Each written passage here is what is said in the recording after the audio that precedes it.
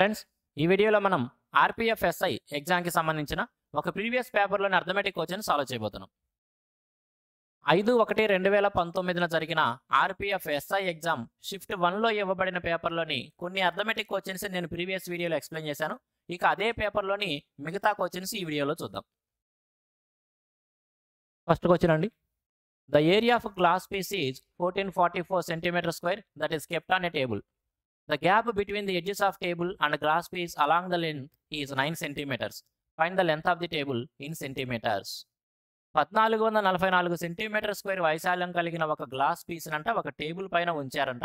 అలా ఉంచినప్పుడు ఆ గ్లాస్ పీస్ యొక్క ఎడ్జ్ నుంచి టేబుల్ యొక్క ఎడ్జ్కి మధ్య 9 సెంటీమీటర్ల గ్యాప్ ఉన్నట్లయితే టేబుల్ యొక్క పొడవు ఎంత అనేది క్వశ్చన్.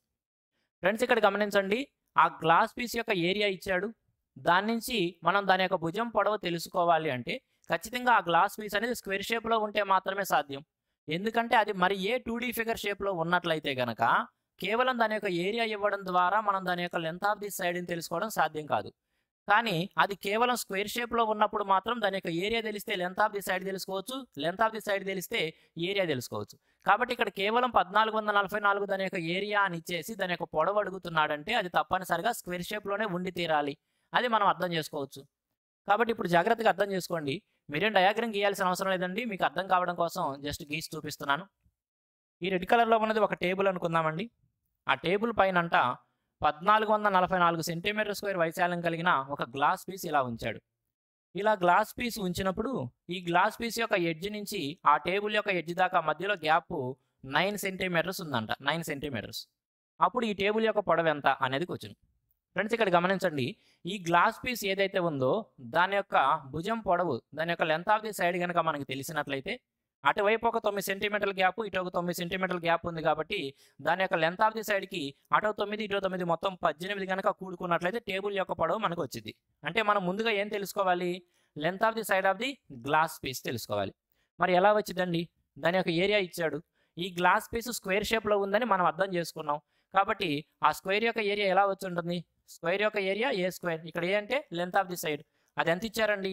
1444 ఇచ్చారు. మరి అప్పుడు ఏ ఏమవుతుంది? 38 అవుతుంది. ఎలా చెప్పామన్నా డైరెక్ట్గా 38 అంటే చూడండి, ఇక్కడ 1444కి స్క్వేర్ రూట్ కావాలి. ఆ 1444లో 4 డిజిట్స్ ఉన్నాయి కాబట్టి స్క్వేర్ రూట్లో 2 డిజిట్స్ వస్తాయి. 2 డిజిట్స్ వస్తాయి కాబట్టి 2 ప్లస్ 2 డిజిట్స్ వస్తాయి. ఇప్పుడు చూస్తే కనుక ఇది 1444 అనేది 30 స్క్వేర్ ఏదైతే ఉందో 30 స్క్వేర్ 900కి, అదేవిధంగా 40 స్క్వేర్ 1600కి మధ్యలో ఉంది. 30 స్క్వేర్కి 40 స్క్వేర్ 1600కి మధ్యలో ఉంది కాబట్టి ఖచ్చితంగా ఇది 30 మీదే ఉండాలి. కాబట్టి ఫస్ట్ డిజిట్ తప్పనిసరిగా 3 అవుతుంది. తరువాత లాస్ట్ యూనిట్ డిజిట్ 4 ఉంది కాబట్టి యూనిట్ డిజిట్ 4 అనేది ఈ ఏ నెంబర్ ఏదైతే ఉందో దానిలో 2 ఉన్నప్పుడన్నా వచ్చింది, లేదా 8 ఉన్నప్పుడన్నా వచ్చింది. అంటే 2ని స్క్వేర్ చేసుకున్న యూనిట్ డిజిట్ 4 వచ్చింది, 8ని స్క్వేర్ చేసినా సరే యూనిట్ డిజిట్ 4 వచ్చింది. మరి ఇక్కడ 2 రావాలా లేదా 8 రావాలా? అర్థం చేసుకుంటే ఒకవేళ 2 అంటే దాన్ని 32 అంటాము, 8 పెడితేనేమో దాన్ని 38 అంటాం. ఈ 1444 అనేది 1600కి దగ్గరలో ఉంది కానీ 900కి దగ్గరలో లేదు కదా. ఖచ్చితంగా దీని యొక్క స్క్వేర్ రూట్ 30కి 40కి మధ్యలోనే ఉంది. దాంతోపాటుగా ఆ 32 అయిద్దా 38 అయిద్దా అని అర్థం చేసుకునేటప్పుడు 32 అంటే 30కి దగ్గరలో, అంటే 900కి దగ్గరలో ఉన్నట్లయితే 32 తీసుకునేవాడిని. కానీ ఈ 1444 అనేది 1600కి దగ్గరలో ఉంది కాబట్టి సెకండ్ ఛాయిస్ ఏదైతే ఉందో 38 40కి దగ్గరలో ఉండేది అదే కాబట్టి దానికి స్క్వేర్ రూట్ 38గా ఈజీగా పెట్టేయచ్చు. ఇవన్నీ కూడా మనం అర్థమెటిక్ కోర్సులు నేర్చుకుంటాము. వాటిలో నేర్చుకున్న తర్వాత డైరెక్ట్గా మనము ఇచ్చిన నెంబర్స్ యొక్క స్క్వేర్ రూట్ తెలుసుకోవచ్చు. కాబట్టి ఇక్కడ ఈ గ్లాస్ పీస్ ఏదైతే ఉందో దాని యొక్క length of the each edge ఎంత అండి? 38. అటువంటప్పుడు టేబుల్ యొక్క లెంత్ ఏమయ్యిద్ది? ఈ 38కి ఇటు ఒక 9 అటు ఒక 9 సెంటీమీటర్ల గ్యాప్ ఉంది కాబట్టి మొత్తం 18 కూడుకున్నట్లయితే మనం ఏం చెప్పచ్చు? 56 సెంటీమీటర్స్. 56 సెంటీమీటర్స్ అనేది లెంత్ ఆఫ్ ది టేబుల్ అయితే that is option D. Option 4 ఇక్కడ ఇచ్చింది. Next one. A train crosses a 204 meter long bridge in 57 seconds. If the same train crosses a signboard in 23 seconds, find the length of the train in meters. A train crosses a 204 meters long bridge in 57 seconds. ఒక train అంట 204 మీటర్ల పొడవున్న ఒక బ్రిడ్జిని 57 సెకండ్లలో దాటింది. If the same train crosses a signboard in 23 seconds, అదే రైలు ఒక సైన్ బోర్డుని 23 సెకండ్లలోనే దాటేసింది. Find the length of the train in metres. మరి ఆ ట్రైన్ యొక్క పొడవు మీటర్లలో ఎంత అనేది క్వశ్చన్. ఫ్రెండ్స్ జాగ్రత్తగా గమనించండి. ఆ ట్రైన్ అనేది ఒక బ్రిడ్జిని దాటేటప్పుడు అది ప్రయాణించే దూరం దేనికి సమానం అయిందంటే length of the train plus length of the బ్రిడ్జికి సమానం. అదేవిధంగా ఆ ట్రైన్ అనేది ఆ సిగ్నల్ పోస్ట్ని దాటే సమయానికి అది ప్రయాణించే దూరము కేవలం ఆ లెంత్ ఆఫ్ ది ట్రైన్ ఎంతైతే ఉందో అంత దూరం ప్రయాణించాలి. మరి రెండి మధ్య డిఫరెన్స్ ఏముంది?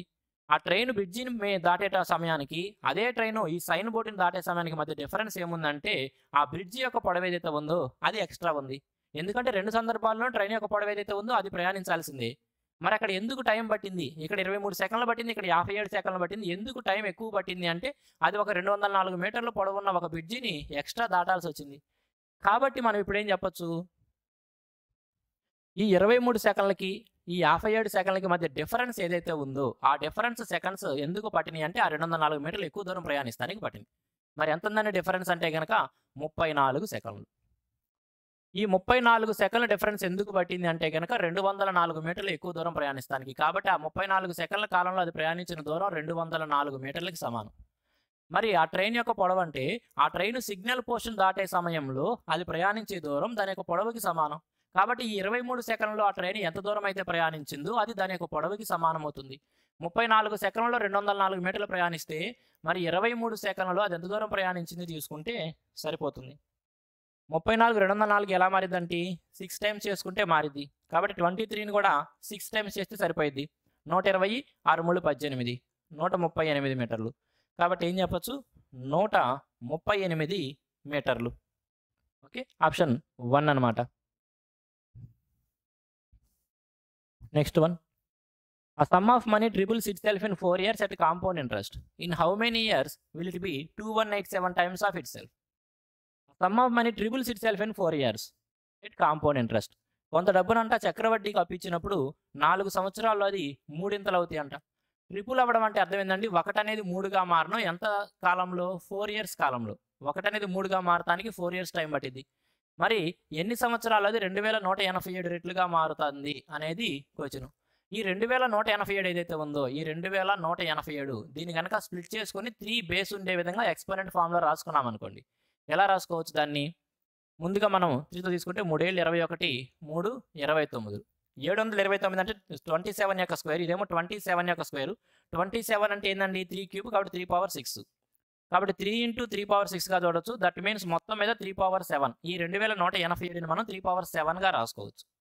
చూడండి, ఇక్కడ 1 3గా మారటానికి 4 సంవత్సరాలు పట్టింది. మరి 1 అనేది 3 పవర్ 7గా మారడానికి ఎన్ని సంవత్సరాలు పడుతుందంటే ఇక్కడ 3 పైన ఎక్స్పోనెంట్ ఎంత ఉందండి? 1. అంటే 1 సైకిల్ ఉన్నట్టు. 1 సైకిల్కి 4 సంవత్సరాలు పడితే ఇక్కడ 7 ఉన్నది కాబట్టి 7 సైకిల్స్.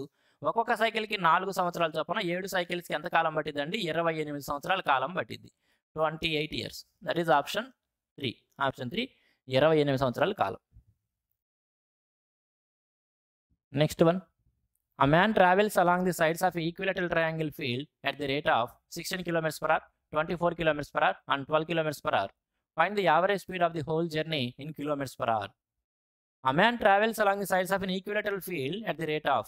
ఒక వ్యక్తి అంట ఒక ఈక్యులేటరల్ ట్రయాంగిల్ షేప్లో ఉన్న ఒక భూమి చుట్టూ కూడా దాని యొక్క భుజముల వెంబడి వరుసగా 16 km/h, 24 km/h అండ్ 12 km/h వేగాలతో ప్రయాణిస్తూ ఉన్నాడంట. ఈ మొత్తం ప్రయాణంలో అతని యొక్క సరాసరి వేగం ఎంత అనేది క్వశ్చన్. ఫ్రెండ్స్, ఇక్కడ యావరేజ్ స్పీడ్ అడిగాడండి. Average speed. యావరేజ్ స్పీడ్ ఎలా వచ్చిందండి? యావరేజ్ స్పీడ్ ఎల్లప్పుడూ కూడా average speed is equal to total distance. మనం ప్రయాణించిన టోటల్ డిస్టెన్స్ని మనం ఆ ప్రయాణానికి తీసుకున్న టోటల్ టైంతో డివైడ్ చేసుకుంటే వచ్చింది. యావరేజ్ స్పీడ్ ఎల్లప్పుడు కూడా టోటల్ డిస్టెన్స్ని టోటల్ టైంతో డివైడ్ చేసుకుంటే వచ్చింది. మరి టోటల్ డిస్టెన్స్ ఎంత? కేవలం వాడి యొక్క వేగాలు ఇచ్చాడు, మనకి టోటల్ డిస్టెన్స్ తెలవదు లేదా టైము తెలవదు. మరి ఎలా తీసుకోవాలి అంటే చాలా మంచి క్వశ్చన్ చూడండి. ఒక ఈక్యులేటరల్ ట్రయాంగిల్ యొక్క భుజముల వెంబడి వాడు ప్రయాణిస్తూ ఉన్నాడు డిఫరెంట్ స్పీడ్స్తో. 3 ఈక్వల్ సైడ్సే కదండి. ఇక్కడ ఒక ఈక్యులేటరల్ ట్రయాంగిల్ అంటే 3 కూడా సమాన భుజములు కలిగిన ఒక త్రిభుజం. అంటే 3 సమాన దూరాలను 3 వేరు వేగాలతో ప్రయాణిస్తున్నాడు. మొదటి దూరాన్నేమో 16 km/h వేగంతో, రెండవ దాన్ని 24 km/h వేగంతో, మూడవ దాన్ని 12 km/h వేగంతో ప్రయాణిస్తున్నాడు. అంటే ఈ భుజం యొక్క పొడవు ఏదైతే ఉందో దానిని 16 km/h వేగంతో ప్రయాణిస్తున్నాడు అంటే దాన్ని 16తో డివైడ్ చేస్తున్నాం. 24 స్పీడ్తో ప్రయాణిస్తున్నాడంటే 24తో డివైడ్ చేస్తున్నాం. అదేవిధంగా 12 స్పీడ్తో ప్రయాణిస్తున్నాడంటే 12తో డివైడ్ చేస్తాం మొత్తం టైం కావాలంటే. అంటే ఆ దూరం ఏదైతే ఉందో అది 16 చేత, 24 చేత మరియు 12 చేత మూడిటి చేత కూడా డివిజిబుల్ అయ్యే నెంబర్ అనేది ఈ each side of the triangle అవుతుంది. మరి 16 చేత, 24 చేత మరియు 12 చేత అన్నిటి చేత కూడా డివిజిబుల్ అయ్యే నెంబర్ ఏమైంది? 48. కాబట్టి నేనేమంటున్నాను, లెట్ ఈచ్ ఎడ్జ్ వచ్చేటప్పటికి మనము 48 కిలోమీటర్లు అనుకుందాం. అటువంటిప్పుడు వాడు ప్రయాణించిన మొత్తం దూరం ఏమైందండి? ఒక్కొక్క ఎడ్జి 48 అయినప్పుడు మొత్తం దూరం ఏమైంది? 3 times of 48, ఎందుకంటే 3 ఎడ్జులు ఉన్నాయి కాబట్టి. అది total distance by total time ఏమైందండి? టోటల్ టైము మొదటి ఎడ్జ్ ఏదైతే ఉందో అది 48 కిలోమీటర్ల దూరం ఉంటే దానిని 16 స్పీడ్తో వెళ్ళాడు కాబట్టి 16 3 48 కాబట్టి 3 గంటల టైం బట్టి ఉంటుంది. తరువాతి ఎడ్జ్ ఏదైతే ఉందో 48 కిలోమీటర్లు దాన్ని 24 స్పీడ్తో వెళ్ళాడు కాబట్టి ఆ 48ని 24తో డివైడ్ చేసుకుంటే ఎంత సమయం పట్టిందో తెలిసిద్ది, 2 గంటల టైం పట్టింది. తరువాత 12 స్పీడ్తో వెళ్ళాడు కాబట్టి 12 4 కాబట్టి 4 గంటల సమయం పట్టుంటుంది. మొత్తం 4 గంటల సమయం పట్టుంటుంది. ఈ మొత్తం కూడుకుంటే ఎంత అయిందండి? 3 2 5 4 9. మొత్తం ఎంత పట్టింది? 9. కాబట్టి సింప్లిఫై చేస్తే 3 1 3 3 3 1 3 16. That is equal to average speed అంతా 16 km/h. 16 km/h అనేది యావరేజ్ స్పీడ్. మీరు ఎగ్జామ్లో ఇవన్నీ కూడా రాయాల్సిన అవసరం లేదు. ఎగ్జామ్లో ఇవన్నీ రాయకూడదండి. మరి ఎలా చేయాలి? ఎలా చేయాలనేది మనకు అర్థమైంది కాబట్టి ఇప్పుడు ఏం చేస్తాం, మరలా అదే క్వశ్చన్ మన కళ్ళ ముందుకు వచ్చింది. మరలా అదే క్వశ్చన్ మన కళ్ళ ముందుకు వచ్చినప్పుడు నెక్స్ట్ టైం ఇటువంటి క్వశ్చన్ ఏం చేస్తామండి? A man travels along the sides of an equilateral field అనగానే 3 భుజములు సమానంగా ఉన్నాయి అర్థమైపోయింది. 3 సమాన దూరాలు ప్రయాణిస్తున్నాడని అర్థం చేసుకోవాలి.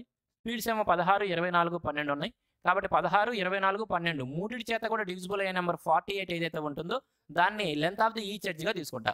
కాబట్టి 48 వంతున 3 సమాన దూరాలు ప్రయాణించాలి కాబట్టి టోటల్ డిస్టెన్స్ అది. మరి టోటల్ టైం ఎంత పట్టిద్ది? 48 దూరం ప్రయాణిస్తానికి 16 స్పీడ్తో 3 గంటల టైం పట్టిద్ది.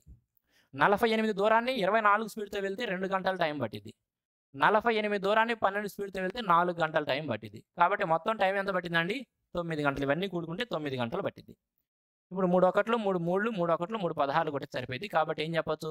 Average speed 16 km/h. ఇది ఒక్కటే మనం ఎగ్జామ్లో చేసేది.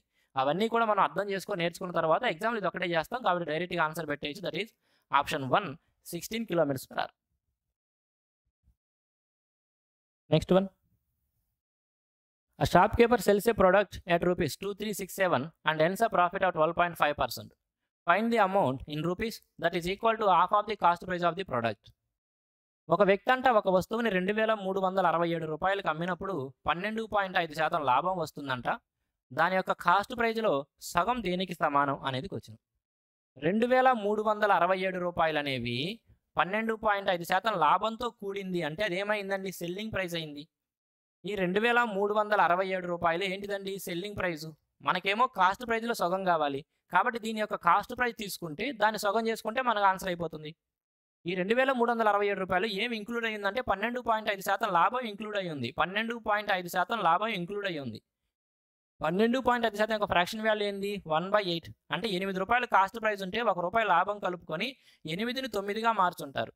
కాస్ట్ ప్రైజ్ని 9/8తో మల్టిపుల్ చేస్తే సెల్లింగ్ ప్రైస్ వస్తుంది కాబట్టి సెల్లింగ్ ప్రైజ్ని 8/9తో మల్టిపుల్ చేస్తే 8/9తో మల్టిపుల్ చేస్తే అప్పుడు ఏమొచ్చిందంటే మనకి కాస్ట్ ప్రైస్ వచ్చింది. కాబట్టి ఇచ్చిన వాల్యూ ఏదైతే ఉందో 2367 దాన్ని 8/9తో మల్టిపుల్ చేస్తే మనకి కాస్ట్ ప్రైస్ వచ్చింది. కానీ మనం కాస్ట్ ప్రైస్ మొత్తం చెప్పకూడదు, దాంట్లో సగం అడుగుతున్నాడు కాబట్టి దీంట్లో సగమే కావాలి కాబట్టి 1/2 ఆఫ్ చేసుకుంటే సరిపోతుంది. సింప్లిఫై చేసుకుంటే ఆ ఒక్క స్టెప్తోనే మనకు ఆన్సర్ వస్తుంది. ఎలా తీసుకోవచ్చు? 9 2 18 56 9 6 54 22 9 3 2 1 2 4 కాబట్టి 263 × 4 26 4 104 అయింది. 1040 4 3 12 1052 1052.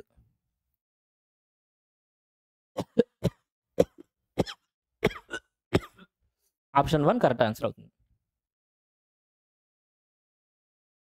Next one. Amir distributed 875 presents among 4 children. First child share was twice to that of the second child, thrice to that of the third child, and 4 times to that of the fourth child. Find the sum of all presents received by the first and second child. Amir distributed 875 presents among 4 children. Aamir అనే వ్యక్తి అంట మొత్తం 875 బహుమతులను 4 పిల్లలకు పంచుతున్నాడంట. ఎలా పంచుతున్నాడంటే first child share was twice that of the second child, thrice to that of the third child and 4 times to that of the fourth child. ఈ మొదటి వ్యక్తి ఎవడైతే ఉన్నాడో, మొదటి పిల్లవాడు ఎవడైతే ఉన్నాడో వాడికి ఎన్ని వస్తున్నాయి అంటే రెండో వాడికి రెట్టింపు, మూడో వాడికి 3 రెట్లు, నాలుగో వాడికి వచ్చిన దానికి 4 రెట్లు వస్తున్నాయి. అంటే మొదటి వ్యక్తి ఎవడైతే ఉన్నాడో వాడికి నంబర్ ఆఫ్ ప్రజెంట్స్ ఎన్ని వస్తున్నాయి అంటే అవి రెండో వాడికంటే రెట్టింపు అంటే 2 యొక్క మల్టిపుల్ అవ్వాలి. మూడో వాడికంటే 3 ఎంతలు అంటే 3 యొక్క మల్టిపుల్ అవ్వాలి. అదేవిధంగా నాలుగో వాడికి 4 ఎంతలు వస్తున్నాయి అంటే 4 యొక్క మల్టిపుల్ అవ్వాలి. 2 చేత, 3 చేత మరియు 4 చేత అన్నిటి చేత కూడా డివిజిబుల్ అయిన నెంబర్ ఏందండి 12. కాబట్టి మొదటి వ్యక్తికి 12 ప్రజెంట్స్ వచ్చినాయి అనుకుంటున్నా. ఇక్కడ ఒకటో వాడు, రెండో వాడు, మూడో వాడు, అదేవిధంగా నాలుగో వాడు, నలుగురు ఉన్నారు. మొదటి వాడికి వచ్చినది 12 అంటున్నాను. 12 బహుమతులు వచ్చినాయి అనుకుందాం. మరి మొదటి వాడికి వచ్చినాయి రెండో వాడి దృష్టిలో ఎలా ఉన్నాయి అంటే twice of the second child. మొదటి వాడికి వచ్చినాయి రెండో వాడికి వచ్చిన దానికి రెట్టింపు ఉన్నాయి అంటే రెండో వాడికి వచ్చిన వాడికి రెట్టింపు 12 అవ్వాలంటే రెండో వాడికి ఎన్ని రావాలండి 6 రావాలి. ఈ మొదటి వాడికి వచ్చిన ప్రజెంట్స్ మూడో వాడికి 3 రెట్లు ఉన్నాయి అంటే మూడో వాడికి ఎన్ని ఉండాలి 4. అప్పుడే కదా 4 3 12 అయ్యేది. నాలుగో వాడికి వచ్చిన దానికి 4 ఇంతలు 12 అయిందంటే అదేమవ్వాలి 3. కాబట్టి 3 4 కదా 12 అవ్వాల్సింది. కాబట్టి ఇప్పుడు నలుగురు పిల్లలు ఎవరైతే ఉన్నారో వాళ్ళకి వచ్చిన నంబర్ ఆఫ్ ప్రజెంట్స్ యొక్క రేషియో ఎలా ఉందండి ఈ విధంగా 12:6:4:3. ఇవన్నీ కలిపితే 875 ప్రజెంట్స్. వాడేమడుగుతున్నాడు find the sum of the all the presents received by first and second child. అందరికీ కలిపి 875 ప్రజెంట్స్ వస్తే మొదటోడు రెండోవాడు ఇద్దరికి కలిపి ఎన్ని వచ్చినాయి చెప్పండి అనేది క్వశ్చన్. అరే అందరికీ కలిపి 875. 12 6 18 4 22 3 25. 25 వచ్చేటప్పటికి 875కి సమానం అయితే ఇద్దరికి కలిపి వచ్చిందంటే 18 యూనిట్ల వాల్యూ చెప్పాలి. 25 875గా ఎప్పుడు మారిద్దండి 32 1 3 35. 35 రెట్లు చేస్తే అయింది. కాబట్టి దీన్ని కూడా ఏం చేయాలి 18 × 35 మనకు కావాల్సిన ఆన్సర్ అయింది. 18 3 540, 18 5 90, 540 90 630. 630 స్వీట్స్ అన్నమాట. స్వీట్స్ కాదు ప్రజెంట్స్. 630 బహుమతులు. 105కి 2. Next one. In a gift box there are 10 bangles.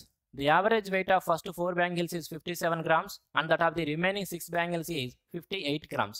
Find the average weight of all the bangles in grams. In a gift box there are 10 bangles. ఒక గిఫ్ట్ బ్యాగ్స్లో అంటే 10 bangles ఉన్నాయంట. The average weight of first 4 bangles is 57 grams. వాటిలో మొదటి 4 bangles యొక్క average wait వచ్చేటప్పటికి 57 గ్రామ్స్గా ఉందంట. And that of the remaining 6 bangles is 58 grams. ఇక మిగతా 6 ఏవైతే ఉన్నాయో వాటి యొక్క యావరేజ్ వెయిట్ 58 గ్రామ్స్గా ఉంది.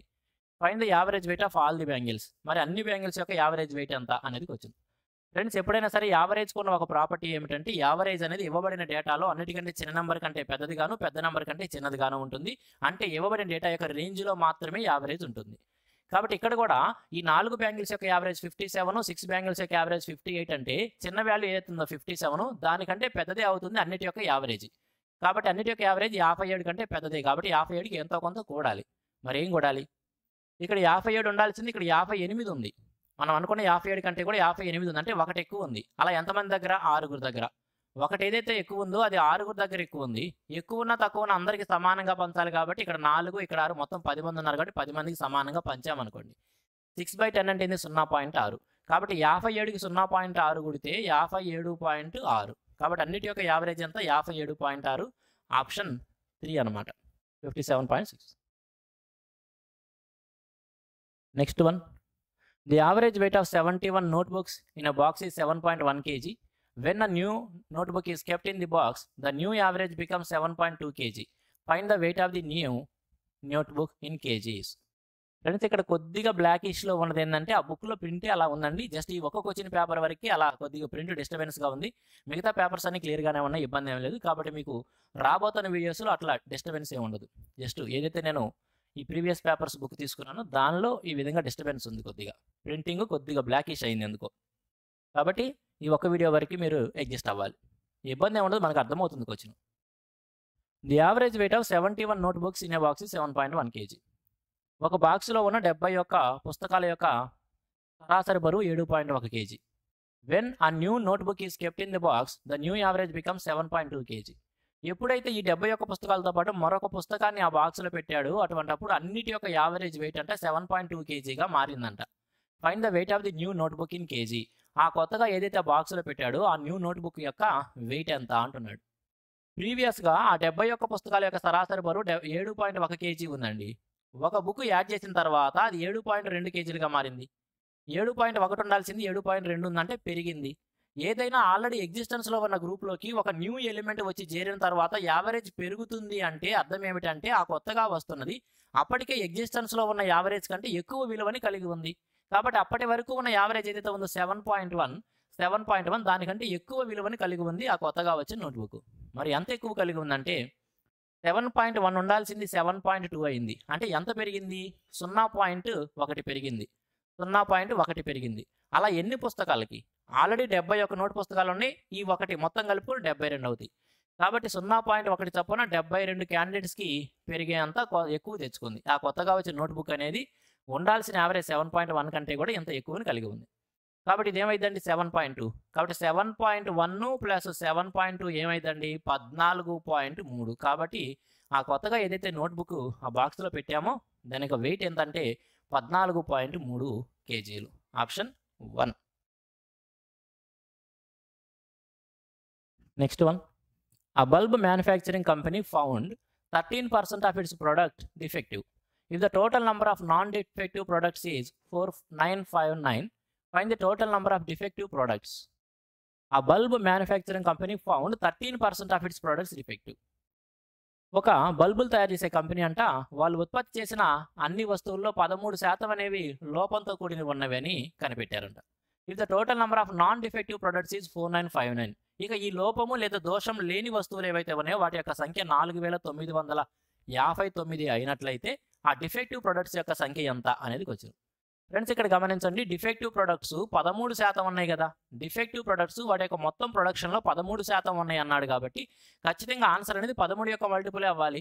ఎందుకంటే ఏ విలువైనా సరే దాని దృష్టిలో అది 100% ఉంటుంది. కాబట్టి ఇక్కడ మనకి నంబర్ ఆఫ్ డిఫెక్టివ్ కూడా 13% అవ్వాలి. 13% అంటే 13 యొక్క మల్టిపుల్. కాబట్టి ఇచ్చిన 4 ఆప్షన్స్లో 13 యొక్క మల్టిపుల్ వెతుక్కుంటే మన ఆన్సర్ అయిపోతుంది. ఆప్షన్ 1 చూసాను, 13×5 65 పోతే 101 కాదు. 735 పోతే 81 కాదు. 13×65 పోతే 91. ఆప్షన్ 3. ఆప్షన్ 3నే మన ఆన్సర్ అవుతుంది. ఆప్షన్ డి 13 యొక్క మల్టిపుల్ అంటే 13×5 78 కాదు. 13×65 పోతే కనుక కాదు. ఓకే, కాబట్టి ఆప్షన్ 3 మాత్రమే 13 యొక్క మల్టిపుల్ ఉంది. అదే మన ఆన్సర్గా మార్క్ చేసేయచ్చు. Next one. Find the value of X. ఏదైతే ఒక చిన్న సింప్లిఫికేషన్ ప్రాబ్లం అండి. అక్కడ ఇంకా అంత మించి చెప్పుకోవడానికి కూడా ఏమీ లేదు. 2/5x + 3/10x - 3/5x = 531 అయితే ఎక్స్ యొక్క విలువ ఎంత? దానికోసం ట్రాన్స్లేషన్ కూడా అక్కర్లేదు కాబట్టి దాన్ని ట్రాన్స్లేట్ కూడా చేయలేదు. ఎంత ఈజీగా వచ్చారండి. ఇక్కడ ఏవైతే ఫ్రాక్షన్స్ ఉన్నాయో ఈ 3 ఫ్రాక్షన్స్ని కూడుకుంటున్నాం. వాటికి డినామినేటర్స్ 5, 10 మరియు 5గా ఉన్నాయి కాబట్టి అన్నిటికీ కూడా యూనిఫామ్గా మనం డినామినేటర్ 10గా తీసుకుందాం. 5 ఉంది కాబట్టి 5 రెళ్ళు కాబట్టి 2 రెళ్ళు 4x. భిన్నాలు కూడడం వచ్చిందే కదండి మనందరికీ. కాబట్టి ఇక్కడ మరలా నేను ప్రత్యేకంగా భిన్నాలు ఎలా కూడాలని చెప్పాల్సిన అవసరం ఉండకూడదు. కాబట్టి పైన మేము 3x రాసుకుంటాం. తర్వాత మైనస్ ఉంది కాబట్టి మైనస్ 5 రెళ్ళు కాబట్టి 2 3 6x. దేనికి సమానం అన్నాడు? 531కి సమానం అన్నాడు. 4 3 7లో నుంచి 6 పోతే జస్ట్ x మిగిలిద్దండి. కాబట్టి x/10 = 531 అంటే x ఏమైంది? x 5310. 5310. ఆప్షన్ 3 5310. ఈజీ క్వశ్చన్ అండి. Vimal got 72 marks out of 80 in French, 91 marks out of 100 in English, 63 marks out of 70 in Spanish, and 44 marks out of 50 in Japanese. What was the total percentage of marks obtained by him? Vimal అనే వ్యక్తి అంట ఫ్రెంచి అనే ఎగ్జామ్లో, అంటే French భాష సంబంధించిన ఎగ్జామ్లో 80 మార్కులకి 72 మార్కులు పొందాడు. ఇంగ్లీష్ ఎగ్జామ్లో 100 మార్కులకి 91 మార్కులు పొందాడు. స్పానిష్ ఎగ్జామ్లో 70 మార్కులకి 63 మార్కులు. అదేవిధంగా జపనీస్ ఎగ్జామ్లో 50కి 44 మార్కులు పొందాడు. మొత్తం మీద వాడికి వచ్చిన మార్కుల యొక్క శాతం ఎంత అనేది వచ్చింది. ఫ్రెండ్స్ ఇక్కడ మొత్తం మీద వాడి యొక్క మార్కుల శాతం ఎలా చెబుతామండి? మనం కూడా మన యొక్క మార్కులు ఎన్ని వచ్చినాయో పర్సంటేజ్ ఎలా తెలుసుకుంటాము? మనం ఎన్నైతే మార్క్స్ పొందామో అబ్టైన్డ్ మార్క్స్ ఎన్ని ఉన్నాయో అవి టోటల్ ఏవైతే ఉన్నాయో మ్యాక్సిమం మార్క్స్ వాటిని ఫ్రాక్షన్ వాల్యూ రాసుకొని పర్సంటేజ్ కావాలంటే ఇంటూ 100 రాసుకుంటాం కదా. ఇక్కడ కూడా అదే చేసేది. అసలు మనం ఎన్ని పొందాము, టోటల్ ఎగ్జామ్ ఎంతగా కండక్ట్ చేశారు, పర్సంటేజ్లో చెప్పాలి కాబట్టి ఆ ఫ్రాక్షన్ పర్సంటేజ్లోకి మార్చాలంటే ఇంటూ 100 పెడతాము. సేమ్ అదే చేయాలండి. ఇప్పుడు వాడు ఎన్ని మార్కులు పొందాడు చూస్తే ఒక ఎగ్జామ్లో 72 మార్కులు పొందాడు, మరొక ఎగ్జామ్లో 91 మార్కులు పొందాడు, మరొక ఎగ్జామ్లో 63 మార్కులు పొందాడు, మరొక ఎగ్జామ్లో 44 మార్కులు పొందాడు. కాబట్టి అవన్నీ కూడుకున్నట్లయితే 9 7 160, 220, 260, 260 అలా పెడితే మిగతా కూడితే 3 1 4 5 6 4 10 270 పొందాడండి. వాడు పొందిందేమో 270 మార్కులు. మరి అసలు ఎగ్జామ్ ఎంత కండక్ట్ చేశారు? ఈ 4 పరీక్షలు కలిసి అసలు ఎగ్జామ్ ఎంత కండక్ట్ చేశారంటే, మొదటి ఎగ్జామ్ 80 మార్కులకి, రెండో ఎగ్జామ్ 100 మార్కులకి, మూడవ ఎగ్జాము 70 మార్కులకి, నాలుగవ ఎగ్జాము 50 మార్కులకి కండక్ట్ చేశారు. 180, 250, 300 మార్కులకి కండక్ట్ చేశారు. మొత్తం ఈ 4 ఎగ్జామ్స్‌లు కూడా మాక్సిమం మార్క్స్ 300 మార్క్స్‌కి. పర్సెంటేజ్‌లో చెప్పాలి కాబట్టి ఏం చేస్తావు? ఇంటూ 100 పెడతాం. Into 100.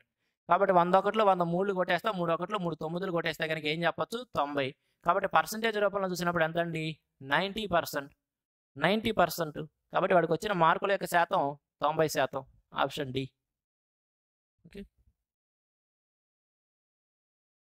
Sheila covers a certain distance at 20/21st of her usual speed and reaches the destination 6 minutes late from the usual time.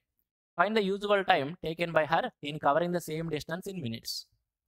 Sheila covers a certain distance at 20/21st of her usual speed. Sheila అనే వ్యక్తి అంట కొంత దూరాన్ని ఆమె యొక్క సాధారణ వేగంలో 20/21వ వంతు వేగంతో ప్రయాణించడం వలన అక్కడికి ఒక 6 నిమిషాలు లేటుగా చేరుకుందంట. Find the usual time taken by her in covering the same distance. మరి అదే ప్రయాణం కోసం ఆమెకి సాధారణంగా పట్టే టైం ఎంత అనేది క్వశ్చన్. ఫ్రెండ్స్ ఇక్కడ చూడండి, స్పీడ్ అనేది ఆమె జనరల్గా 21 వెళ్ళాల్సింది, ఇప్పుడు 20 స్పీడ్తో వెళ్ళింది. కాబట్టి స్పీడ్ రేషియో తీసుకున్నట్లయితే ఆమె ప్రయాణించిన స్పీడ్ రేషియో తీసుకుంటే డైలీ 21 స్పీడ్తో వెళ్ళేది, ఈ రోజున 20 స్పీడ్తో వెళ్ళింది. మరి టైం రేషియో ఏమైందండి? Time ratio speed and time are reciprocal to each other కాబట్టి స్పీడ్ రేషియో 21:20 అయితే టైం రేషియో 20:21 అయింది. అంటే జనరల్గా 20 పట్టాల్సింది 21 పట్టింది. రేషియో ప్రకారం చూసుకుంటే 20 కంటే 21 అనేది 1 యూనిట్ ఎక్కువ. 1 దేనికి సమానం అంటే ఆమెకు 6 నిమిషాలు లేట్ అయిందంటే 6 నిమిషాలు ఎక్కువ సమయం తీసుకున్నట్టే కదా. కాబట్టి ఆ 1 యూనిట్ వాల్యూ 6 అయినప్పుడు యూజువల్గా ఆమెకు పట్టే టైం అంటే 20 యూనిట్స్. ఆ 20 యూనిట్స్ వాల్యూ చెప్పాలి. 1 6 అయినట్లే 26, దట్ ఈస్ 120. కాబట్టి ఆమెకి ఎంత టైం పట్టిందంటే 120 మినిట్స్. జనరల్గా ఆమెకు పట్టేది 120 minutes. Option 2. A cube of 26√3 centimeters long diagonal is melted and molded into a cuboid. What will be the height of the cuboid if its length is equal to the edge of the cube and width is 13 centimeters in centimeters? 26√3 సెంటీమీటర్ల పొడవైన diagonal కర్ణం కలిగిన ఒక క్యూబ్ని అంటే ఒక ఘనమును కరిగించేసంట దాన్ని ఒక దీర్ఘఘనంగా తయారు చేశారంట. ఆ తయారు చేసిన దీర్ఘఘనం యొక్క పొడవు ఎలా ఉందంటే ఈ క్యూబ్ యొక్క ఎడ్జ్ ఏదైతే ఉంటుందో అంత పొడవని, అదేవిధంగా 13 సెంటీమీటర్ల వెడల్పుని కలిగి ఉంది.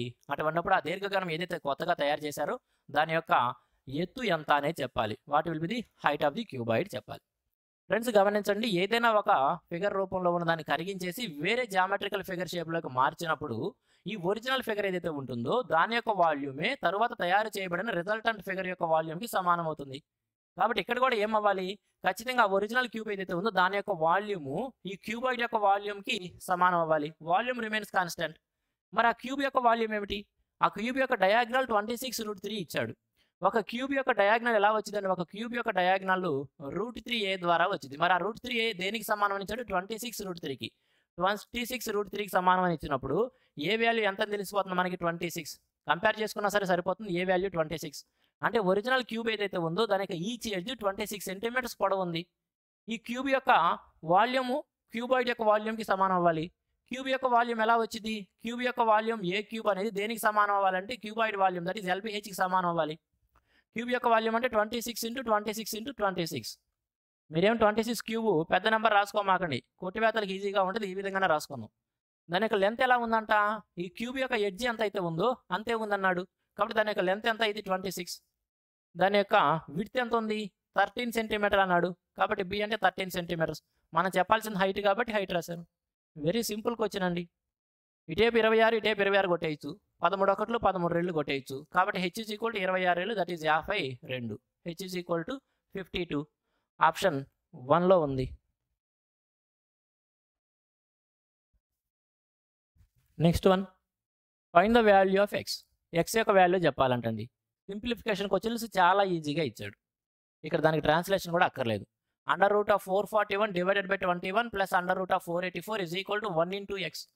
√441 అంటే అర్థం ఏందండి? 21 డివైడెడ్ బై 21 అనగా డివైడెడ్ బై 21 ప్లస్ చేసుకొని √484 484 యొక్క స్క్వేర్ రూట్ ఏంది? 22 = 1 × x అంట, 1x.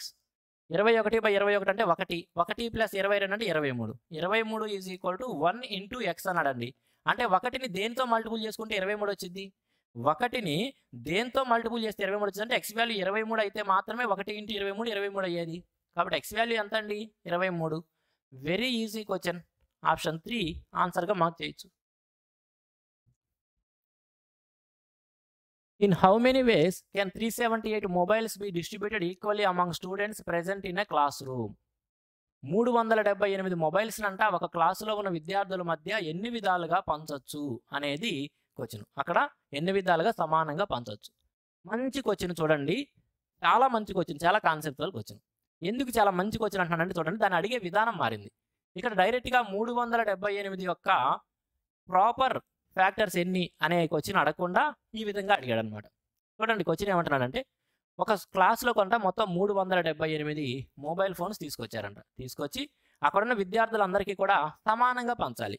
అంటే ప్రతి విద్యార్థికి కూడా నంబర్ ఆఫ్ మొబైల్ ఫోన్స్ వచ్చినవి ఏవైతే ఉన్నాయో అవి సమానంగా ఉండాలి. అంటే ప్రతి ఒక్కడికి వస్తే 1 రావాలి, ప్రతి ఒక్కడికి వస్తే 2 రావాలి, తలా 3 రావాలి, తలా 4, ఆ విధంగా ఎన్నైనా వచ్చి రానివ్వండి, అందరికీ కూడా సమానంగా రావాలి. ఆ విధంగా మొత్తం 378 మొబైల్ ఫోన్స్ని అందరికీ పంచాలి అంటున్నాడు. ఇప్పుడు జాగ్రత్తగా గమనించండి, అక్కడ తెచ్చింది మొత్తం 378. ఇప్పుడు ఈ 378ని ఉన్న విద్యార్థులందరికీ కూడా ఈక్వల్గా డిస్ట్రిబ్యూట్ చేయాలి అంటే ఈ ప్రతి ఒక్క విద్యార్థికి వచ్చే నంబర్ ఆఫ్ మొబైల్ ఫోన్స్ ఏవైతే ఉన్నాయో, ప్రతి ఒక్క విద్యార్థి పొందే నంబర్ ఆఫ్ మొబైల్ ఫోన్స్ ఈ 378ని ఖచ్చితంగా కంప్లీట్గా డివిజిబుల్ చేయాలి కదండి. ఎందుకంటే ఒకవేళ అక్కడ ఒక పర్సనే ఉన్నాడు అనుకుందాం, అప్పుడు ఆ మొత్తం వాడికే ఇవ్వచ్చు కదా, 378 వస్తాయి ఆడికి. ఒకవేళ ఆ క్లాసులో 2 పర్సన్స్ ఉన్నారు అనుకుందాం, అప్పుడు తలా ఎన్ని వస్తాయి అంటే ఒక్కొక్కడికి 378/2 378/2 వస్తాయి. ఒకవేళ ముగ్గురు కనుక ఉంటే అక్కడ సాధ్యమైద్ది అంటే 378ని ముగ్గురికి పంచడం సాధ్యమైద్దా అంటే ఇది 3 యొక్క మల్టిపుల్ అయినా 3 × 7 = 15. ఓకే, ముగ్గురికి పంచడం కూడా సాధ్యమైద్ది. మరి నలుగురు ఉన్నట్లయితే కనుక సాధ్యమైద్ది అంటే చూడండి, జస్ట్ అర్థం చేసుకోండి, 378 4తో కంప్లీట్గా డివిజిబుల్ చేయగలమంటే చేయలేం, దాన్ని 4తో కంప్లీట్గా డివిజిబుల్ చేయలేం. అంటే ఇక్కడ ప్రతి విద్యార్థికి 4 వచ్చే విధంగా పంచడం సాధ్యం కాదు. అదేవిధంగా ప్రతి విద్యార్థికి 5 వచ్చే విధంగా పంచడం సాధ్యమైంది అంటే అది కాదు. అలాగా ఈ 378 ఎన్ని నెంబర్స్ అయితే డివిజిబుల్ చేస్తాయో అన్ని విధాలుగా సమానంగా పంచొచ్చు. మరి 378 ఎన్ని నెంబర్స్ డివిజిబుల్ చేస్తాయి అనేది ఈ విధంగా 1 2 3 4 5 అట్లా 378 సార్లు చెక్ చేస్తామండి. 5 పాలేదు, తర్వాత 6 7 8 9 10 11 ఆ విధంగా చెక్ చేసుకుంటా వెళ్తామా అంటే పుణ్యకాలం పూర్తయిపోయింది 375 సార్లు చెక్ చేసినప్పటికీ. మరి 378 డివిజిబుల్ చేసే నంబర్స్ ఎన్ని అని తెలవాలంటే ఏం తెలవాలి మనకి? నంబర్ ఆఫ్ ఫ్యాక్టర్స్ ఆఫ్ 378 తెలవాలి. అంటే 378కు ఉన్న కారణాంకాలు తెలవాలి. అవి కూడా దాంట్లో కూడా ఖచ్చితంగా మనకి ఏం కావాలంటే ప్రాపర్ ఫ్యాక్టర్సే కావాలి. ముందు 378 యొక్క కారణాంకాలు తెలుసుకుందాం, తర్వాత ఒకటి తీసేసుకుంటే సరిపోతుంది. ఎందుకు తీస్తామో చెబుతాను తర్వాత. మరి 378 యొక్క కారణాంకాలు ఎలా తెలుసుకోవచ్చు? అసలు ఈ 378 అనే నెంబరు ఒక composite number. Any composite number is composed by prime numbers only. ఏ సంయుక్త సంఖ్య అయినా సరే ప్రైమ్ నెంబర్స్ నుంచి ఏర్పడాలి. కాబట్టి అసలు ఈ 378 అనే నెంబర్ కూడా ఎలా ఏర్పడిందని చూద్దాం ఒకసారి. ఎలా ఏర్పడిందని చూస్తే దానికి కాసేపు 6 రాసుకుంటే 6 36 6 3 18 కదా, 6 × 63గా రాసుకోవచ్చు. దీన్ని ఫర్దర్ సింప్లిఫై చేసుకుంటే 6 ఇంటూ దీన్ని 9 ఏళ్ళుగా రాసుకోవచ్చు కదా, 9 ఏళ్ళు. కాబట్టి 7 అంతే ఉంచుతున్నాను. 9 అంటే 3 స్క్వేర్, ఇక్కడ ఒక 3, దీంట్లో ఒక 3 ఉంది కదా, దీన్ని 3 × 2గా చూడండి. 3 స్క్వేర్, ఇక్కడ ఒక 3 క్యూబ్ ఉంది, తర్వాత ఇంటూ 2గా రాయొచ్చు. 7 × 3 క్యూబ్ ఇంటూ 2. ఇప్పుడు వాటిని ప్రైమ్ బేసిస్లో రాసాము. ఈ 7 అనే ప్రైమ్ నెంబర్కి ఎక్స్పోనెంట్ 1 ఉంది, 2 అనే ప్రైమ్ నెంబర్కి ఎక్స్పోనెంట్ 1 ఉంది. కాబట్టి ఇప్పుడు దాని యొక్క నంబర్ ఆఫ్ ఫ్యాక్టర్స్ ఏమవుతాయి అంటే ఎక్స్పోనెంట్ 1 ఉంది కాబట్టి 2, 3 ఉంది కాబట్టి 4 తీసుకుంటాం, 1 ఉంది కాబట్టి 2 తీసుకున్నట్లయితే దాని యొక్క నంబర్ ఆఫ్ ఫ్యాక్టర్స్ ఏమవుతాయి అంటే 4 4 16. మొత్తం ఎన్ని అయినాయండి? 16 అయినాయి. దానికి ఉన్న టోటల్ నంబర్ ఆఫ్ ఫ్యాక్టర్స్ 16. కానీ ఇక్కడ లెక్కలో చదవండి, in how many ways 375 mobile phones can be distributed equally among students. మొత్తం అక్కడ స్టూడెంట్స్ అంటే ప్లూరల్ నెంబర్ ఉంది, ఒకడైతే కాదు. కాబట్టి ఈ 378కి ఉన్న ఒక కారణాంకం ఏంది? 1. 1 అనేది ఏ నెంబర్కైనా సరే ఫ్యాక్టరీ కాబట్టి 1 అనేది 378 కారణాంకం ఉంది. అక్కడ number of students plural number ఉంది కాబట్టి ఈ 16 నంబర్ ఆఫ్ ఫ్యాక్టర్స్లో నుంచి 1 ఎవరైతే ఉన్నాడో 1 అనే నెంబర్ ఏదైతే ఉందో అది కారణాంకం 1 ఉంది కాబట్టి దాన్ని తీసేస్తే ఇక 15 కారణాంకాలు ఉంటాయి. కాబట్టి ఆ 378 మొబైల్ ఫోన్స్ని 15 రకాలుగా సమానంగా మనం డివైడ్ చేయొచ్చు. కాబట్టి మన కరెక్ట్ ఆన్సర్ ఏమైందంటే 15. అసలు నంబర్ ఆఫ్ ఫ్యాక్టర్స్ ఎలా తెలుసుకోవాలి? ఇక్కడ ఎక్స్పోనెంట్స్ ఒకటి ఉంటే దానికంటే ఎక్కువ ఎందుకు తీసుకున్నాం? ఇవన్నీ కూడా మనము నంబర్ సిస్టమ్ అనే చాప్టర్లో చెప్పుకుంటాం కానీ ఈ పేపర్స్లో చెప్పుకోకూడదు.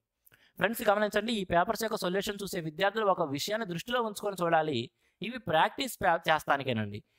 మీరు ఆర్పిఎఫ్ ఎగ్జామ్ కనుక ప్రిపేర్ అవుతూ ఉన్నట్లయితే లాస్ట్ టైం ఎగ్జామ్లో ఎటువంటి క్వశ్చన్స్ ఇచ్చాడు, పేపర్ యొక్క స్థాయి ఏ రేంజ్లో ఉంది, మరి ఆ రేంజ్ పేపర్ని మనం ఇంతవరకు ప్రిపేర్ అయిన దాంతో చేయగలుగుతున్నామా, మన యొక్క ప్రిపరేషన్ పేపర్ యొక్క స్థాయి కంటే ఎక్కువలో ఉందా లేదా తక్కువలో ఉందా, లేదా మనం ఏ ఏరియాస్లో వీక్గా ఉన్నాము, ఇటువంటివి తెలుసుకోవడానికి మాత్రమే ఈ పేపర్స్ యొక్క సొల్యూషన్ ఉపయోగపడిద్ది.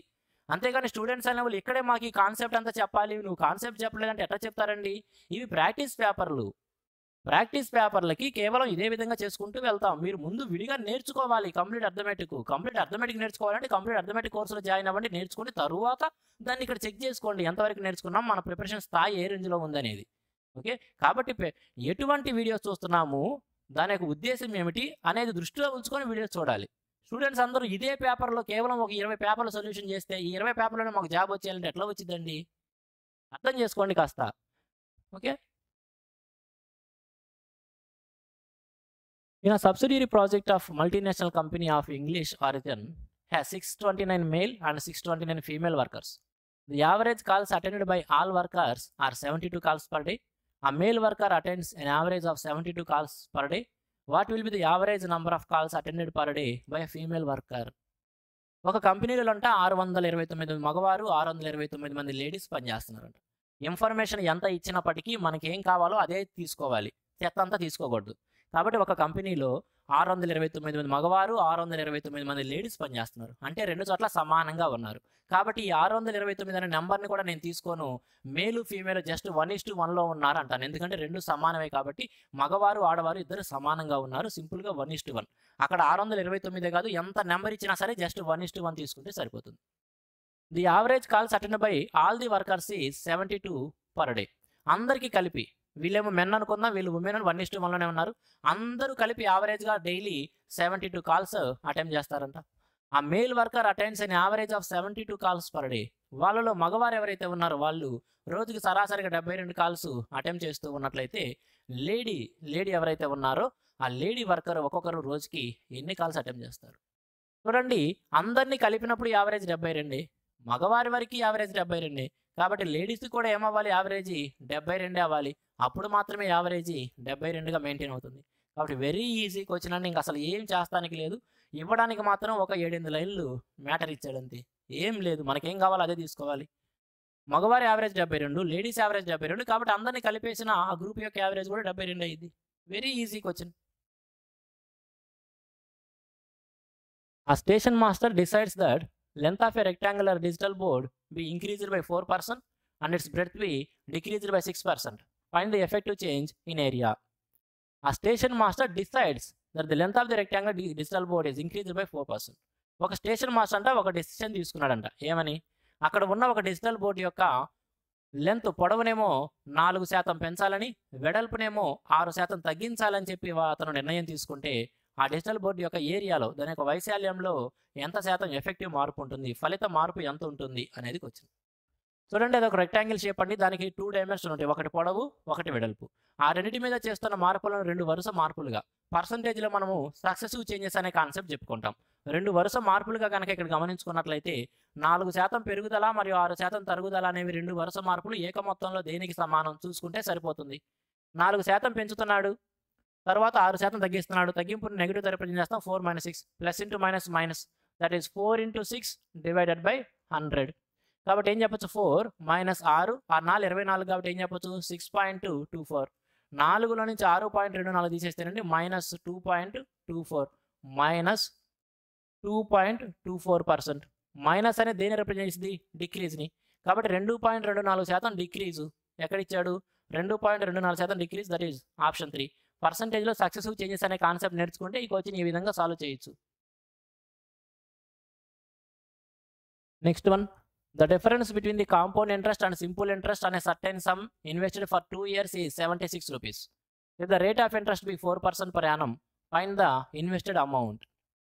కొంత డబ్బునంట సంవత్సరానికి 4% వడ్డీ రేటుతో ఒక చోటేమో సింపుల్ ఇంట్రెస్ట్కి, ఒక చోటేమో కాంపౌండ్ ఇంట్రెస్ట్కి అప్పించినట్లయితే 2 సంవత్సరాల చివరిలో వాడు పొందే ఆ వ్యత్యాసం 76 రూపాయలుగా ఉందంట.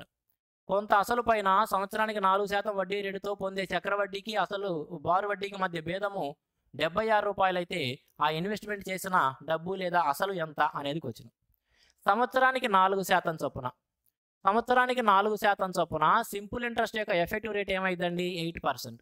మరి కాంపౌండ్ ఇంట్రెస్ట్ యొక్క ఎఫెక్టివ్ రేట్ ఏమైందండి? 8 ప్లస్ 4 16 కాబట్టి 8.16 8.16%. ఎలా చెప్పావన్నా 8.16% అంటే కాంపౌండ్ ఇంట్రెస్ట్కి సంబంధించిన క్లాసెస్ వినాలి. ఇక్కడ అవన్నీ చెప్పుకోవడం సాధ్యం కాదు. కాబట్టి ఎఫెక్టివ్ రేట్ ఎలా తీసుకోవచ్చు కాంపౌండ్ ఇంట్రెస్ట్లో అంటే మీరు ఈ విధంగా రాయగలుగుతుంటే మీరు కాంపౌండ్ ఇంట్రెస్ట్ బాగా నేర్చుకున్నట్టు. ఒకవేళ రాయలేకపోతుంటే మీకు ఇంకా కాంపౌండ్ ఇంట్రెస్ట్ రాదని, కాబట్టి ముందెళ్ళి కాంపౌండ్ ఇంట్రెస్ట్ నేర్చుకోండి అని అర్థం. కాంపౌండ్ ఇంట్రెస్ట్ రావాలంటే ముందు పర్సంటేజ్ బాగా రావాలి. ఓకే, కాబట్టి సంవత్సరానికి 4% చొప్పున సింపుల్ ఇంట్రెస్ట్ యొక్క ఎఫెక్టివ్ రేట్ ఏమో 2 సంవత్సరాలకి 8%, కాంపౌండ్ ఇంట్రెస్ట్ ఏమో 8.16%. ఈ రెండింటి మధ్య ఎంత డిఫరెన్స్ ఉందండి? 0.16%. కాబట్టి ఆ 0.16% వాడిచ్చిన 76 రూపాయలకి సమానం. మనం ఏం చెప్పాలి ఇప్పుడు? ఎంత ఇన్వెస్ట్మెంట్ చేశాడంటే ఇన్వెస్ట్మెంట్ ఎప్పుడు కూడా 100% అవుతుంది. ఇన్వెస్ట్మెంట్ ఎప్పుడు కూడా 100%. ఈ టేపు 2 డెసిమల్స్ ఉన్నాయి కాబట్టి టేపు 2 సున్నాలు పెట్టుకుంటే ఇక్కడ డెసిమల్స్ లేని విధంగా చూసుకోవచ్చు మనం. కాబట్టి 4 4లు 4 25లు కొట్టేస్తున్నాను. ఈ టేపు 4 1లు 4 19లు కొట్టేస్తున్నాను. కాబట్టి 19 × 25 25 × 20 అన్నట్లయితే 500 లేదు కాబట్టి 475 475 పక్కన 2 సున్నాలు ఉన్నాయి కాబట్టి అవి కంటిన్యూ చేద్దాం. 47,500 ఆప్షన్ 2 అన్నమాట. 47,500. సాల్వ్ చేయమంటున్నాడు. జస్ట్ ఒక చిన్న సింప్లిఫికేషన్ ప్రాబ్లం అండి. డెసిమల్స్లో ఇచ్చాడు, అంతమించి ఇబ్బంది ఏం లేదు. 15.73ని 13.25ని 16.73 అన్నింటినీ కూడుకొని దాంట్లో నుంచి 28.64 తీసేస్తే వచ్చేది 3ని దేంతో మల్టిపుల్ చేసుకుంటే సమానం అవుతుంది అనేది క్వశ్చన్. అంటే ఇప్పుడు మనం ఈ మూడింటిని కూడుకొని దాంట్లో నుంచి ఆ వాల్యూ తీసేద్దాం. ఏమైందండి? 15, 13, 28 కాబట్టి ఇక్కడ జాగ్రత్తగా గమనించండి. ఈ 15, 13, 28 కాబట్టి ఇక్కడ 28 వరకు పోయింది అనుకుందాం. ఇంకా కేవలం 0.64 తీసేయాలి. కాబట్టి ఇక్కడ 0.0 ఇక్కడ ఏం మిగిలిద్దండి? 0.09 మిగిలిద్ది. 0.09 ఇక్కడ ఒక 0.25 0.34 మిగిలిద్ది. కాబట్టి ఇంతవరకు దీంట్లో నుంచి ఇది తీసేస్తే మిగిలిందంతా 0.34. కాబట్టి 16.73కి 0.34 కూడితే ఏమైందండి? 7 3 17 17.07 17.07 దేనికి సమానం అయిందంటే 3 టైమ్స్ ఆఫ్ వాడు ఏదో క్వశ్చన్ మార్క్ ఇచ్చాడు కదా దాని ప్లేస్. కాబట్టి ఇప్పుడు సింపుల్గా 3తో ఈ టైప్ క్యాన్సిల్ చేసామనుకోండి. 3తో క్యాన్సిల్ చేస్తే కనుక 3 5లు 15 20 ఉంది కాబట్టి 3 6లు 18 27 కాబట్టి 3 9లు 5.69 5.69 ఎక్కడ ఉందండి? ఆప్షన్ 1లో ఉంది. 5.69 అయిపోయింది. ఏం లేదు అక్కడ. A student goes from his hostel to college cycling at 15 km/h and gets late by 4.5 minutes. If he cycles at 20 km/h, he reaches 4.5 minutes early. Find the distance between the hostel and college. ఒక student అంట వాళ్ళ ఇంటి నుంచి హాస్టల్కి 15 km/h వేగంతో కనుక cycle తొక్కినట్లయితే 4.5 minutes లేట్గా వెళ్ళేవాడంట. ఒకవేళ 20 km/h వేగంతో సైకిల్ తొక్కినట్లయితే 4.5 నిమిషాలు ముందే చేరుకునేవాడంట. అయితే వాళ్ళ హాస్టల్కి కాలేజీకి మధ్య దూరం ఎంత అనేది వచ్చింది. చూడండి, 2 ప్రదేశాల మధ్య ప్రయాణించేటప్పుడు 15 km/h వేగంతోనూ మరియు 20 km/h వేగంతోనూ ప్రయాణించిన 2 సందర్భాల మధ్య టైం డిఫరెన్స్ ఎంత ఉందంటే 4.5 నిమిషాలు లేటుగా వెళ్ళడానికి 4.5 నిమిషాలు ముందు వెళ్ళడానికి మధ్య డిఫరెన్స్ ఎంత ఉందండి?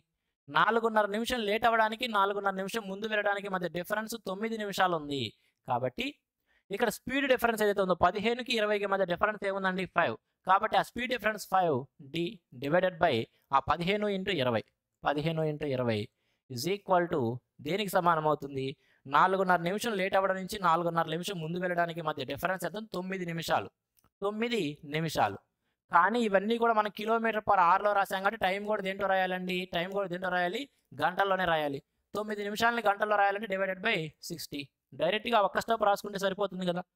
ఏం చేసామండి? ఆ స్పీడ్ డిఫరెన్స్ ఏదైతే ఉందో 15కి 20కి మధ్య డిఫరెన్స్ 5 కదా. ఆ 5 times of D divided by ఆ 15 × 20తో మల్టిపుల్ చేసుకొని టైంకి ఈక్వల్ చేసుకుంటే సరిపోతుంది. అలా ఎందుకు రాస్తున్నాం అనేది మనం టైం స్పీడ్ డిస్టెన్స్ అనే చాప్టర్లో నేర్చుకుంటాం. ఏం చెప్పచ్చండి ఇప్పుడు? 61లు 65లు ఈ 5 కొట్టేస్తా. కాబట్టి D = 9. డైరెక్ట్గా మనకి D = 9 ఏంటిదండి? కిలోమీటర్స్, 9 కిలోమీటర్లు. Option 3. Next one. The ratio of the salaries of Hamid, Clement and Ganesh are in the respective ratio of 3:5:7. If Ganesh gets rupees 892 more than that of the Hamid, what is the salary of Clement in rupees? The ratio of the salaries of Hamid, Clement and Ganesh are in the respective ratio of 3:5:7. Hameed, Clement, Ganesh వీళ్ళు ముగ్గురు పొందుతున్న salaries మధ్య నిష్పత్తి అంటే 3:5:7గా ఉంది. Hameed, Clement అదేవిధంగా గణేష్ వీళ్ళు ముగ్గురు యొక్క శాలరీస్ 3:5:7 3:5:7 రేషియోలో ఉన్నాయి. 3:5:7 రేషియోలో ఉంది. If Ganesh gets rupees 892 more than that of the Hamid, Ganesh అనే వ్యక్తి హమీద్ కంటే కూడా 892 రూపాయలు ఎక్కువ పొందుతున్నట్లయితే క్లెమెంట్ యొక్క శాలరీ ఎంత అనేది వచ్చింది. రేషియో ప్రకారం గణేష్ అనేవాడు ఈ హమీద్ కంటే ఎంత ఎక్కువ పొందుతున్నాడు అంటే వీడు 3 యూనిట్లు అంటే వీడు 7 యూనిట్లు అంటే 4 యూనిట్లు ఎక్కువ పొందుతున్నాడు. ఆ 4 యూనిట్లు దేనికి సమానం అని ఇచ్చారు? 892 రూపాయలకి సమానం అని ఇచ్చినప్పుడు క్లెమెంట్ యొక్క శాలరీ అంటే 5 యూనిట్స్ యొక్క వాల్యూ ఎంత, క్లెమెంట్ యొక్క శాలరీ అంటే 5 యూనిట్స్ యొక్క వాల్యూ ఎంత చెప్తే సరిపోతుంది. ఓకే, 4తో క్యాన్సిల్ చేసిన ఒక 4 రెళ్ళు 4 23 కదండి, 4 23 కాబట్టి 5 × 223 25 1000 25 100 1115 1115 రూపాయలు. జాగ్రత్తగా మల్టిపుల్ చేసుకుంటే 205 1000 అయింది, 25 100 1100 అయింది, 13 15 1115 రూపాయలు. ఓకే ఫ్రెండ్స్, రైల్వే ఎగ్జామ్స్ కోసం ప్రిపేర్ అవుతున్న స్టూడెంట్స్ కోసం రైల్వేకి సంబంధించిన అన్ని ప్రీవియస్ ఎగ్జామ్స్లో ఇవ్వబడిన మ్యాథ్స్ క్వశ్చన్స్ అన్నింటినీ కలెక్ట్ చేసి వాటన్నిటిని కూడా చాప్టర్ వైజ్గా డివైడ్ చేసి సుమారుగా ఒక 4000 క్వశ్చన్స్ని ఎక్స్ప్లెయిన్ చేస్తూ ఒక కంప్లీట్ కోర్సు నేను ఆఫర్ చేయడం జరుగుతుంది. ఈ కోర్సులో మీకు రైల్వేకి సంబంధించిన NTPC, RPF, SI, constable, ALP, technician, group D ఈ అన్ని ఎగ్జామ్స్కి సంబంధించిన ప్రీవియస్ పేపర్లో ఇవ్వబడిన అన్ని మ్యాథ్స్ క్వశ్చన్స్ని కలెక్ట్ చేసి చాప్టర్ వైజ్ ఎక్స్ప్లెయిన్ చేస్తూ కోర్స్ అనేది ఆఫర్ చేయడం జరుగుతుంది. ఫ్రెండ్స్, ఈ కోర్స్ అనేది మార్చి 1 2024న స్టార్ట్ చేశానండి. ఈ కోర్సులో డైలీ వీడియో అప్లోడ్ చేస్తూ మొత్తం కోర్సు 3 monthsలో కంప్లీట్ అయిపోతూ ఉంటుంది. ఓకే, కాబట్టి రైల్వే ఎగ్జామ్స్ కోసం ప్రిపేర్ అవుతున్న స్టూడెంట్స్ తప్పనిసరిగా ఈ నోటిఫికేషన్స్లో రైల్వే జాబ్ సంపాదించాల్సిందే అనుకున్న ఏ విద్యార్థి అయినా సరే తప్పనిసరిగా ఈ కోర్సులో జాయిన్ అవ్వచ్చు. రైల్వే ఎగ్జామ్స్లో 90% of the questions previous models నుంచే వస్తూ ఉంటాయండి.